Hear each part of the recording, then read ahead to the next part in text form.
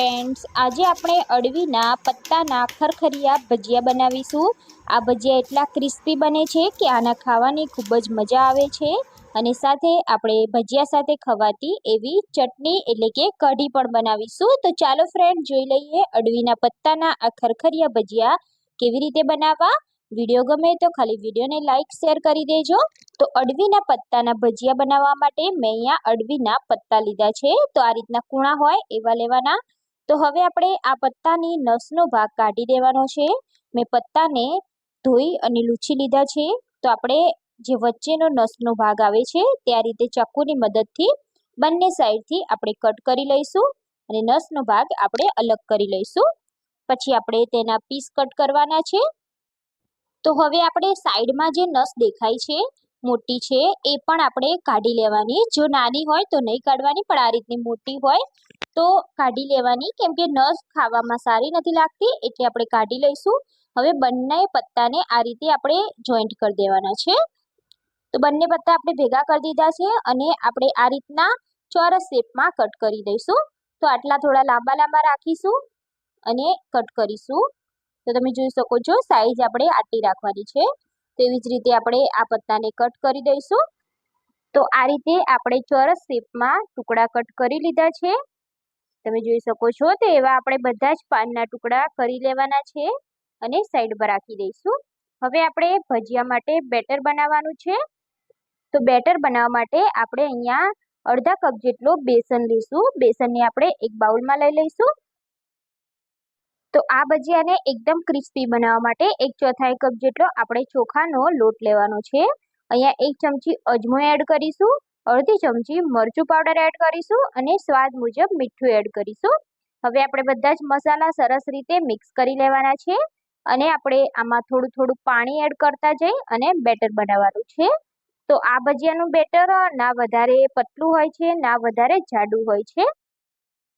બેટરમાં આપણે એકદમ પાણી નથી નાખી દેવાનું। જો એકદમ પાણી તમે નાખી દેશો તો બેસનના લમ્સ પડી જશે અને જે છૂટા કરવામાં તકલીફ પડે છે, એટલે આપણે આ રીતે થોડું થોડું પાણી એડ કરતા જઈ અને બેટર બનાવી દઈશું। તો અહીંયા તમે જોઈ શકો છો કે મેં બેટર બનાવી લીધું છે। તો બેટર આપણું જેમ રિબિનના જેમ પડે એ રીતનું હોવું જોઈએ। તો તમે જોઈ શકો છો બેટરની કન્સિસ્ટન્સી આપણે આ રીતની રાખવાની છે, ના વધારે ઘટ ના વધારે પતલી। તો હવે આપણે આ બેટરને એક્ટિવ કરવા માટે 1 પિંચ જેટલો આપણે સોડા એડ કરીશું। તેમાં આપણે ગરમ ગરમ તેલ એડ કરીશું અને સરસ રીતે આપણે મિક્સ કરી લેવાનું છે। તો સોડા એડ કરવાથી આપણા આ ભજીયા થોડા ફૂલેલા બનશે। જો તમારે એડ ના કરવો હોય તો તમે સ્કીપ કરી શકો છો। તો ચમચી પર આ રીતનું ચોંટે એવું બેટર હોવું જોઈએ। તો આપણું બેટર એકદમ પરફેક્ટ છે। તો હવે આપણે આમાંથી ભજીયા બનાવવાનું શરૂ કરીએ। તો પત્તાને આ રીતે આપણે લોટમાં ડીપ કરી અને ગરમ તેલમાં ડાયરેક્ટ તેને એડ કરી દેવાના છે। વધારાનો લોટ આપણે કાઢી દઈશું અને આપણે એવી જ રીતે પેનમાં જેટલા સમાય એટલા પત્તા એડ કરી દઈશું। તો જ્યારે આ ભજીયા બનાવતા હોય ત્યારે ગેસની ફ્લેમને આપણે તેલ ગરમ થઈ જાય પછી મીડિયમ કરી દેવાની છે અને ભજીયાને આપણે જ્યાં સુધી ક્રિસ્પી ના થઈ જાય અને તેનો કલર ચેન્જ ના થાય ત્યાં સુધી આપણે થવા દેવાના છે। તો લગભગ આપણે 2 થી 3 જ મિનિટ આ ભજીયાને થવા દઈશું। તો આ રીતે તેની સાઈડ ચેન્જ કરતા રહીશું અને બંને સાઈડ સરખી રીતે આપણે તળી લેવાના છે। તો તમે જોઈ શકો છો કે ભજીયા આપણા એકદમ સરસ એવા ફૂલી ગયા છે અને ભજીયાને ક્રિસ્પી કરવા હવે આપણે તેને એકદમ સ્લો ગેસ ઉપર થવા દેવાના છે, એટલે આ ભજીયા એકદમ ક્રિસ્પી થઈ જશે। તો 2 થી 3 જ મિનિટમાં આપણા ભજીયા બનીને તૈયાર છે। હવે આપણે તેને બહાર કાઢી લેવાના છે। તો હવે આપણે આ ભજીયા સાથે ખવાતી એવી બેસનની કઢી બનાવીશું, એટલે કે ચટણી બનાવીશું। તો એના માટે આપણે 2 ચમચી જેટલું બેસન લઈશું। એમાં આપણે પાણી એડ કરી આપણે એક બેટર બનાવવાનું છે। તો પાણી આપણે થોડું વધારે જ એડ કરીશું। જ્યારે આપણે ચટણી ઉકાળવા રાખીશું ત્યારે આપણે પાણી ના એડ કરવું પડે, એટલે આપણે અત્યારે જ પાણી એડ કરી દઈશું। તો આપણા બેસનના બધા જ ગાંઠા દૂર કરી આપણે એકદમ સરસ એવું બેટર બનાવી લઈશું। તો આપણે બધા જ મસાલા બેટરમાં જ કરી લઈશું। તો અહીંયા આપણે અડધી ચમચીથી ઓછું મીઠું અને 1 ચમચી જેટલી ખાંડ એડ કરવાની છે। તો અહીંયા આપણું બેટર એકદમ સરસ બની ગયું છે। હવે આપણે કઢી માટે વઘાર કરીશું। તો આપણે એક કડાઈમાં 1 ચમચી જેટલું તેલ ગરમ કરવા રાખીશું તો તેલ ગરમ થઈ જાય પછી આપણે તેમાં 1 ચમચી રાઈ એડ કરીશું. તો આ ચટણીનો વઘાર રાઈથી કરવામાં આવે તો ખૂબ જ સરસ લાગે છે. જીરું એડ કરીશું, મીઠા લીમડાના પાન એડ કરીશું અને અહીંયા 2 આપણે લીલા મરચાં એડ કરી દઈશું. તો આ ચટણીમાં આપણે લાલ મરચું બિલકુલ ઉપયોગમાં નથી લેતા, એટલે લીલા મરચાંથી તીખાશ આવશે. 1 પીંચ જેટલી આપણે હળદર એડ કરી દઈશું અને સરસ રીતે આપણે મરચાંને સાતળવા દેવાના છે. તો મરચાં એકદમ સરસ રીતે સતળાઈ જાય પછી આપણે જે બેસનની આપણે જે બેટર બનાવ્યું છે એ આમાં એડ કરી દેવાનું છે અને ગેસની ફ્લેમને આપણે સ્લો કરી દઈશું. તો બેટર આપણે એડ કરી દઈશું અને તરત જ આપણે કઢીને હલાવતા રહેવાનું છે, નહીં તો આ કઢી ઘટ થઈ જશે, એટલે આપણે તરત જ કઢીને હલાવતા રહેવાનું છે.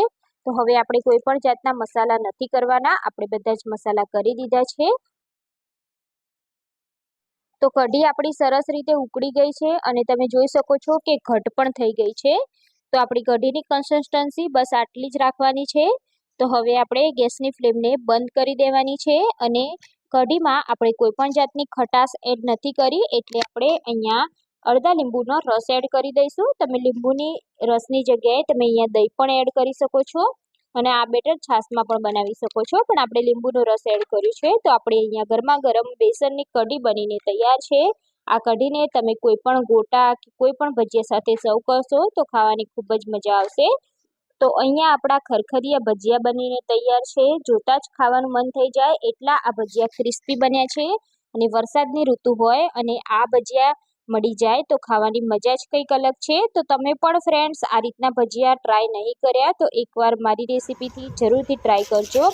જો તમને મારી રેસીપી પસંદ આવી હોય તો મારા વિડીયોને તમારા ફ્રેન્ડ્સ અને ફેમિલી સાથે શેર કરી દેજો અને આ ભજીયાને તમે કયા નામથી ઓળખો છો એ મને કમેન્ટ કરી અને જણાવજો. રેસીપી સારી લાગી હોય તો વિડીયોને તમારા ફ્રેન્ડ્સ અને ફેમિલીને મોકલી દો અને આવી જ નવી રેસીપી માટે મારી ચેનલને સબસ્ક્રાઈબ કરી દેજો. બાજુમાં આપેલા બેલ આઇકોન પર ક્લિક કરી લેજો જેથી નવી રેસીપીના નોટિફિકેશન ફ્રેન્ડ્સ તમને મળી જાય.